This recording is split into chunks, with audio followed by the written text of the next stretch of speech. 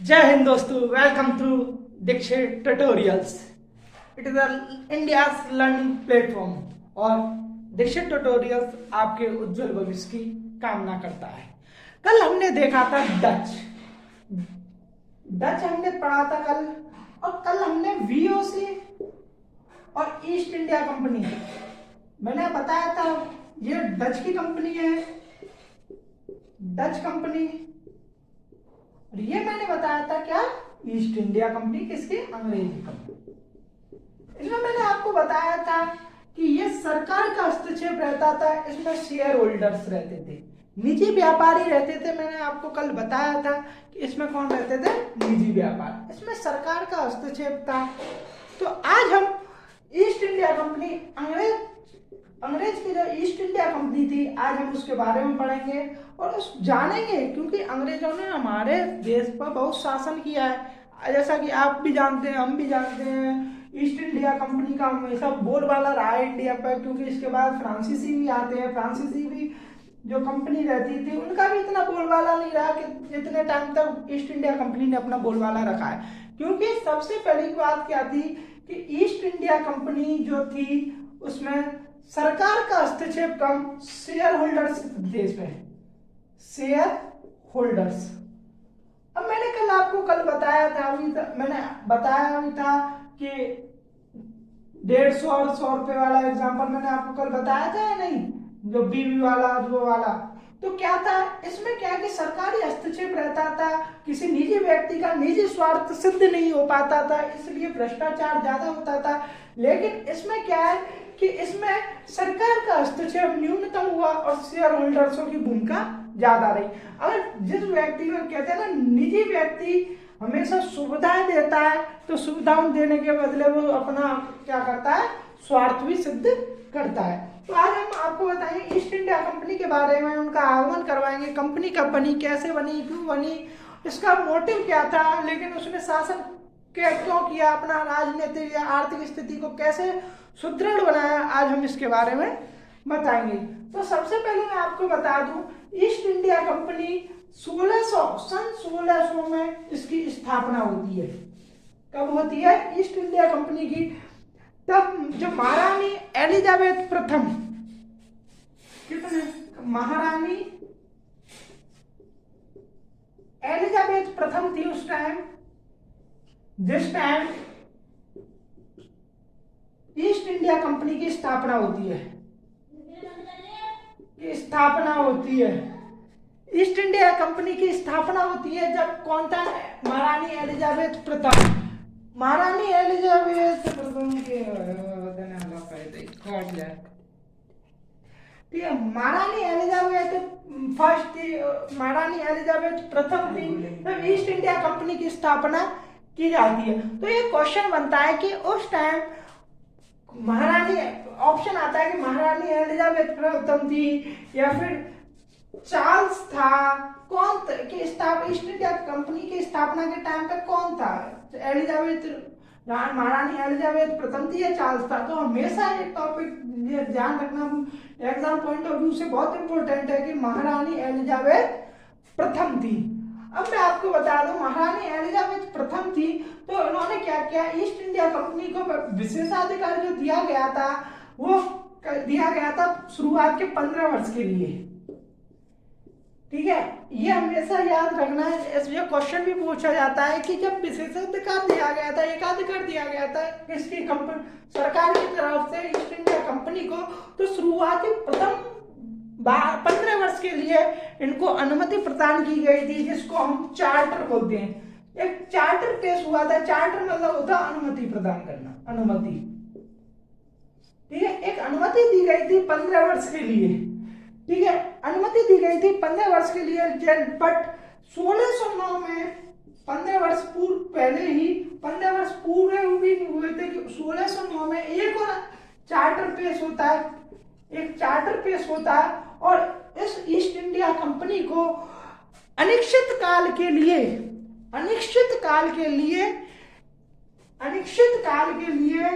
विशेषाधिकार दे दिया गया, अनिश्चित काल के लिए विशेषाधिकार दे दिया गया। लेकिन दोस्तों हम जो पढ़ेंगे वो एग्जाम पॉइंट ऑफ व्यू से ही पढ़ेंगे, जैसा कि आपको भी पता है, मुझे भी पता है, क्योंकि हमारा जो मोटिव रहता है वो रहता है एग्जाम को पास करना। एग्जाम को हम जैसे ही पास करते हैं तो हमारे लिए जो हम अपनी जो बोलते हैं ना, देखो इस टाइम आप भी मेहनत कर रहे हो, मैं भी मेहनत कर रहा हूँ। मैं किस लिए मेहनत कर रहा हूँ? आपके उज्जवल भविष्य के लिए। आप मेहनत कर रहे हैं अपने और अपने परिवार के उज्जवल भविष्य के लिए, ठीक है। तो उसी का परिणाम आज दीक्षित ट्यूटोरियल के माध्यम से मैं आप तक पहुंचाऊंगा, क्योंकि दीक्षित ट्यूटोरियल का हमेशा एक मोटिव है, बच्चों को, जो बच्चे जो आर्थिक स्थिति से गुजर रहे हैं, उनकी आर्थिक स्थिति उनकी सफलता में बाधा ना बने ना। मैंने आज भी कमिटमेंट किया, कल भी करूंगा। दीक्षित ट्यूटोरियल्स आपकी उज्जवल भविष्य की हमेशा कामना करेगा और आपको उज्जवल भविष्य दिलवा कर रहेगा। बस आपका हमें साथ चाहिए और हम हमेशा 24/7 हमेशा आपके साथ हैं, ठीक है। अब क्या होता है कि 1609 में एक चार्टर जब पेश होता है तो 1609 में ही एक क्या होता है, विलियम हॉकिंस जहांगीर के दरबार में जाता है। 1609 में विलियम हॉकिंस, नाम याद रखना है, 1609 में विलियम हॉकिंस।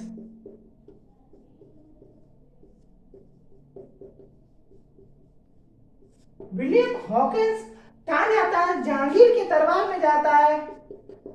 जहांगीर के दरबार में इसलिए जाता है ताकि वो एक सूरत में अपनी फैक्ट्री या अपना कारखाना स्थापित कर सके, लेकिन इसको अनुमति प्रदान नहीं की जाती है। इसको अनुमति क्यों नहीं प्रदान की जाती है मैं आपको बताऊंगा जब हम वो पढ़ेंगे मध्यकालीन, जब हम जहांगीर के पार्ट को पढ़ेंगे तब मैं आपको बताऊंगा कि विलियम हॉकिंस को क्यों नहीं दिया गया था, ठीक है।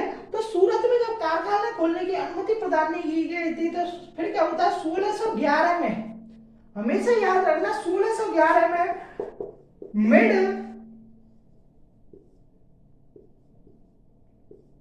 मिडलटन के नेतृत्व में एक पुर्तगालियों की नौसैनिक जहाज के बेड़ा से क्या होता है, युद्ध होता है, जिसमें क्या होता है कि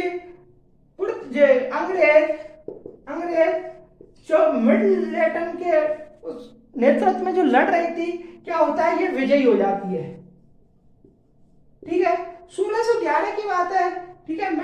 मिडलटन विजयी हो जाता है किसके, एक युद्ध में, ठीक है। और ये जो ये युद्ध होता है वो होता है कहाँ, सूरत के किनारे पे कहाँ होता है, ये स्वाली होल।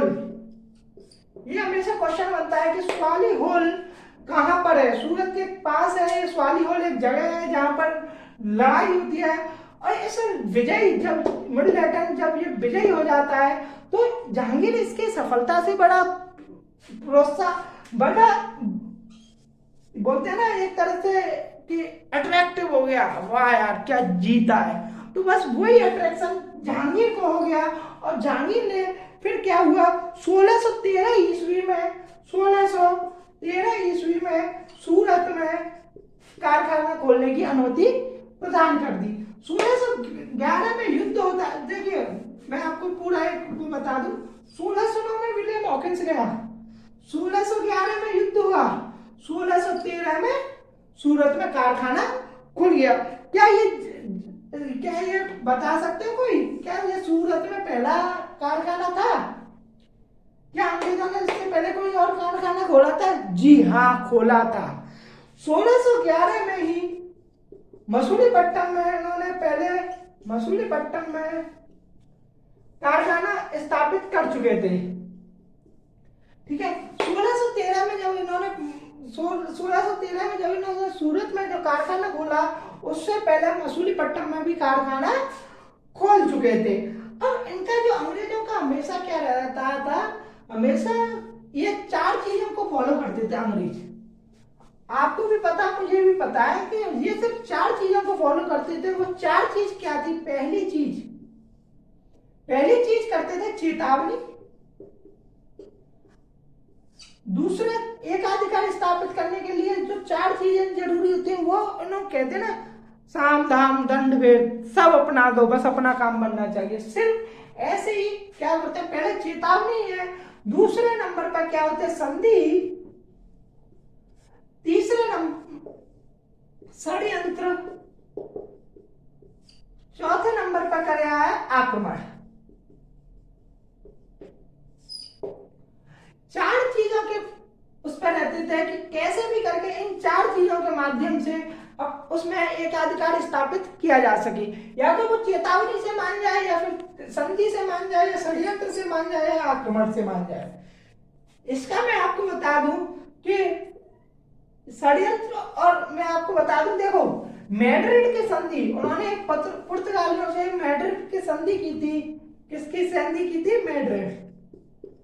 मैड्रिड की संधि जब की थी, ठीक है, 1630 में। कब की थी है? 1630 में। तो देखो मैड्रिड की संधि जो थी, मैंने बोला ना, इन चार को फॉलो करता था अंग्रेज।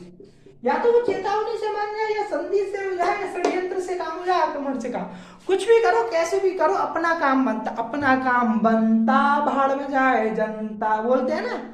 ठीक है, हम ऐसा नहीं है, दीक्षित ट्यूटोरियल हमेशा आपके लिए, लेकिन मैं अंग्रेजों को बता रहा हूं कि अंग्रेजों ने हमेशा यही बोला कि अपना काम बनता, भाड़ में जाए जनता। ठीक है, चेतावनी। अब देखो, जहां चेतावनी से काम नहीं चला तो उन्होंने संधि कर ली। संधि मैड्रिड की संधि 1630 में मानी जाती है पुर्तगालियों का। अगर मैं आपको एक बता दूं, 1661 में उन्होंने षड्यंत्र रचा था बंबई टापू को लेने के लिए। बंबई टापू को लेने के लिए मैं 1661 में क्या हुआ था कि जो चार्ल्स द्वितीय था,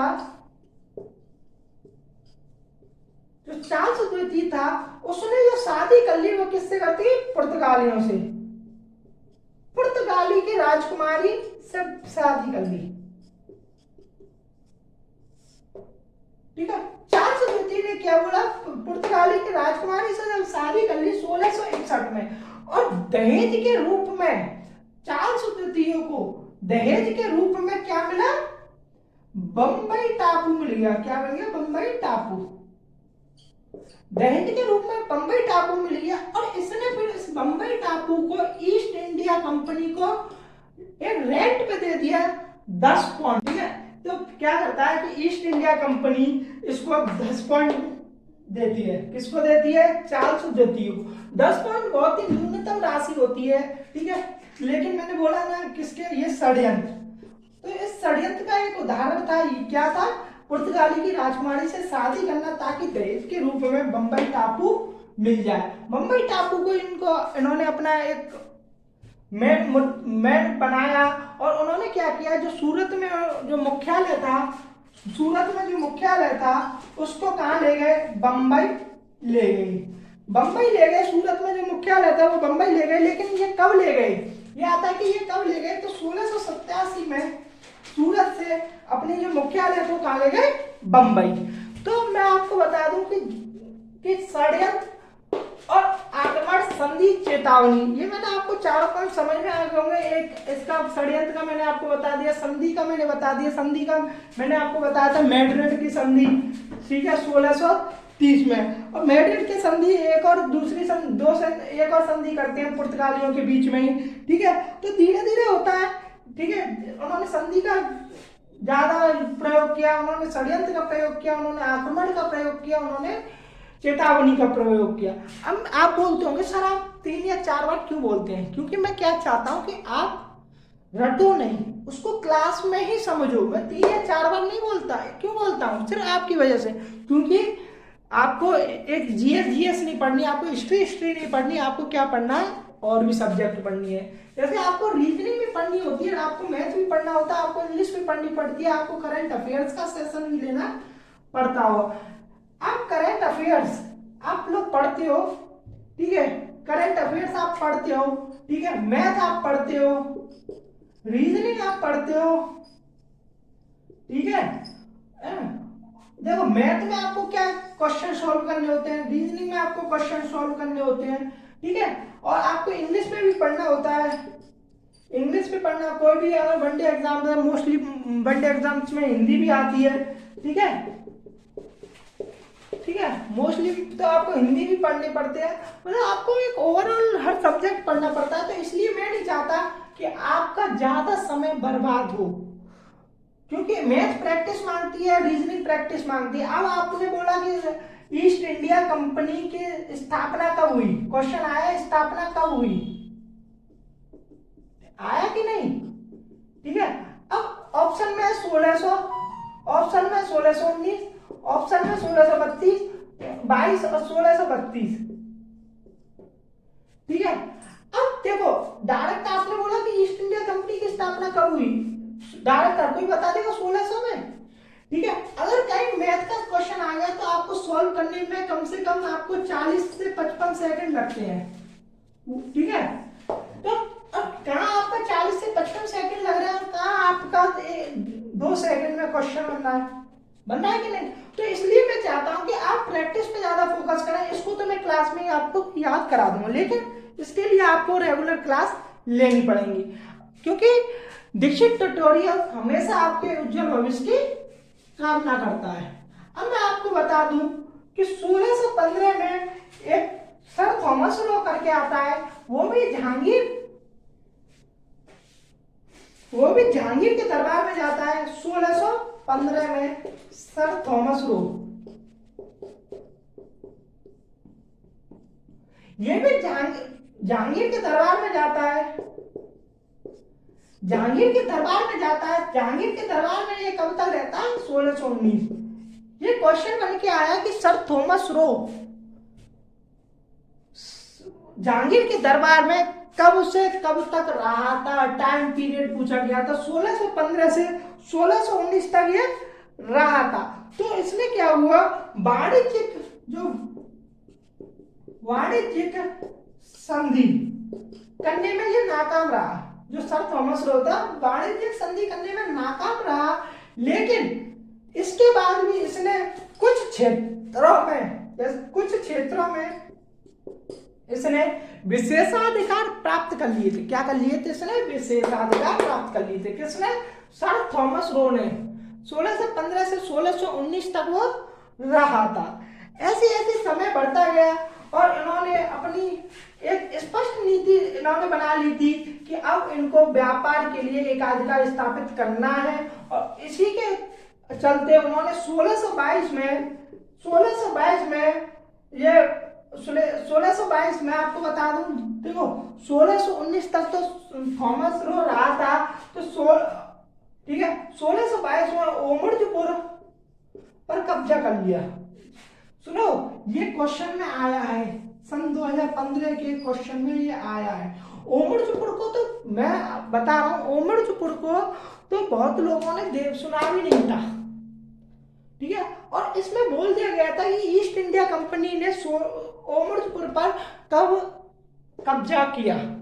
ठीक है, तो दीक्षित ट्यूटोरियल के माध्यम से फैक्ट के साथ कंसेप्ट बिल्डिंग भी कराई जाएगी, जिससे कि आपकी सफलता में कोई भी चीज, क्योंकि बहुत होता है कि कुछ क्वेश्चन आ जाते हैं जो कंसेप्ट बेसिस होते हैं, कुछ क्वेश्चन आते हैं जो फैक्ट बेसिस होते हैं। मैं कंसेप्ट प्लस फैक्ट बताऊंगा। क्या बताऊंगा मैं, कंसेप्ट प्लस फैक्ट। मैं कोई ऐसा नहीं छोड़ूंगा कि कुछ भी आपके लिए बाद में पढ़े, कोई दूसरा आपको कोई भी रेफरेंस बुक आपको प्रोवाइड करवाने के लिए बोलूंगा, ऐसा कुछ नहीं बोलूंगा, क्योंकि मैं चाहता हूं कि जो भी मैं पढ़ाऊं वो आपके लिए अभी हो जाए, पूरा कंटेंट आपको दूं। कंटेंट क्वालिटी पे मैं जोर देता हूं और हमेशा देता रहूंगा। अब ऐसे क्या होता है कि 1639 में क्या करते हैं ये लोग, 1639 में मद्रास को लीज पे लेते हैं। क्या लेते हैं, मद्रास को लीज पर लेते हैं। ठीक है, मद्रास को लीज पर लेके ये क्या करते हैं, जो राजा है मद्रास का राजा, उसको आधा सीमा शुल्क देते थे। 1639 में मद्रास को आधा सीमा शुल्क देते थे, मतलब मद्रास को लीज में लेकर आधा सीमा शुल्क लेते थे। भाई अब मैं आपको बता दूं, ये था 1639 का। लेकिन 1640 में क्या करते हैं ये करते हैं कि मद्रास पर ही कब्जा हासिल कर लेते हैं। मद्रास पर ये कब्जा हासिल कर लेते हैं, तो चंद्रगिरी के राजा से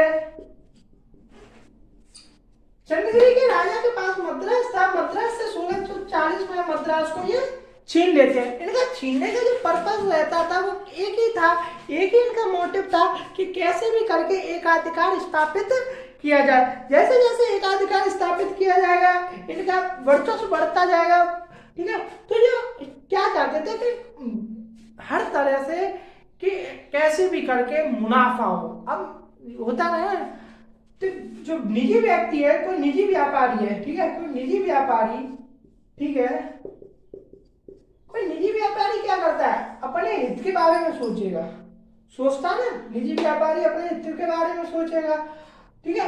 और ईस्ट इंडिया कंपनी कौन थी, शेयर होल्डरों की कंपनी थी, ठीक है। इसमें शेयर्स आते थे और इस शेयर्स में आपको बता दूं ईस्ट इंडिया कंपनी में जो थे 24 निदेशक थे, ठीक है।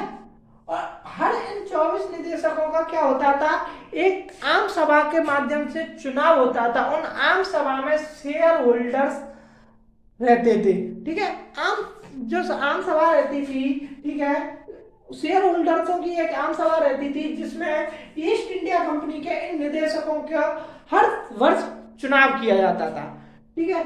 तो इनका एक ही मोटिव था कि कैसे भी करके निजी स्वार्थ अपना सिद्ध हो, ठीक है। इसी के आधार पर उन्होंने अपना एक्सपेंशन शुरू किया।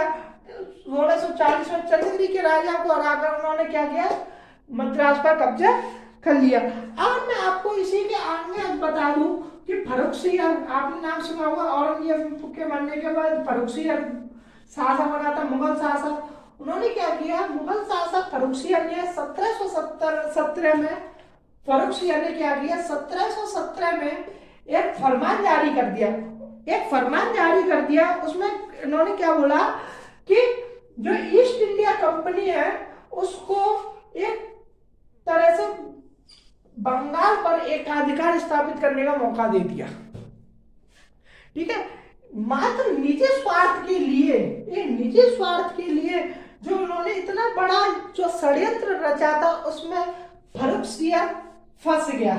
और फर्रुखसिंह जब फंस गया तो फर्रुखसिंह ने एक फरमान जारी करते हुए सबसे पहले इनको क्या बोल दिया कि अगर तुम मुझे 10,000 रुपए सालाना दोगे, तुम 10,000 रुपए वार्षिक अगर तुम मुझे दोगे तो सूरत में क्या है, सूरत में आप जब भी आप व्यापार करोगे तो सभी शुल्कों से आपको मुक्त कर दिया जाएगा, ठीक है। तो सूरत में सभी करों से ये मुक्त हो गए।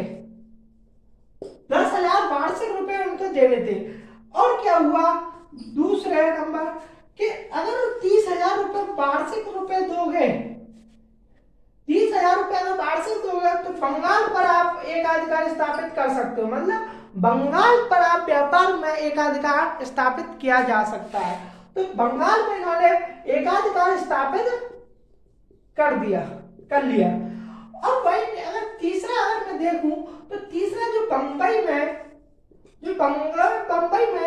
इन्होंने अपने जो सिक्के जो चालू किए थे उनको बंगाल में वैधता प्रदान कर दी गई थी। क्या वैधता प्रदान कर दी थी, सिक्कों का चलन की वैधता प्रदान कर दी थी। तो ऐसे ऐसे समय बढ़ता गया, ठीक है, बिना शुल्क के, मतलब बहुत ही देखो 30,000 रुपए 10,000 बहुत छोटे हैं क्योंकि ये वार्षिक तौर पे है, ठीक है। तो बिना किसी शुल्क से उन्होंने अपना व्यापार की शुरुआत कर दी, उन्होंने एकाधिकार स्थापित करना शुरू कर दिया और अपना निजी स्वार्थ उन्होंने क्या किया, निजी स्वार्थ उन्होंने सिद्ध करना शुरू कर दिया। अब ऐसे ऐसे इन्होंने और भी आगे किया। अब अंग्रेजों को तो देखो हम पढ़ेंगे क्योंकि अंग्रेज ही वो थे जिन्होंने सबसे ज्यादा समय तक शासन किया था। क्योंकि देखो पहले हमने पढ़ा पुर्तगाली के बाद पढ़ा डच के बाद पढ़ा हमने अंग्रेज। अभी तो हम इसको बहुत पढ़ेंगे, ठीक है, इसको अभी हम और बहुत पढ़ेंगे क्योंकि अंग्रेजों का तो रहा ही है, ठीक है। अब इसके बाद पढ़ेंगे फ्रांसीसी, ठीक है। फ्रांसीसी के बाद से फिर हम शुरू कर देंगे अपना कर्नाटक युद्ध। इसको हिंदी में कर्नाटक युद्ध बोलते हैं, ठीक है, कर्नाटक, ठीक है, कर्नाटक युद्ध, ठीक है। कर्नाटक युद्ध को हम पढ़ना शुरू कर देंगे, जो कि अंग्रेज और फ्रांसीसियों के मध्य में हुआ, ईस्ट इंडिया कंपनी के मध्य और फ्रांस की कंपनी के मध्य हुआ, ठीक है। तो आज हम अंग्रेज को यहीं तक पढ़ाएंगे, क्योंकि इससे क्या है कि एक आपको ओवरव्यू दे दिया मैंने कि हम कल क्या पढ़ने वाले हैं। तो कल हम फ्रांसीसियों के बारे में पढ़ेंगे, ठीक है, जिससे कि एक आपका आगमन कंप्लीट हो सके, ठीक है। मतलब जो हमने आपको बताया था, देखो मैंने आपको स्टार्टिंग फेज में बोला था कि स्टार्टिंग फेज में मैंने क्या बोला था कि हम आधुनिक भारत को 4 उसमें पढ़ेंगे, ठीक है। यूरोपियों का आगमन,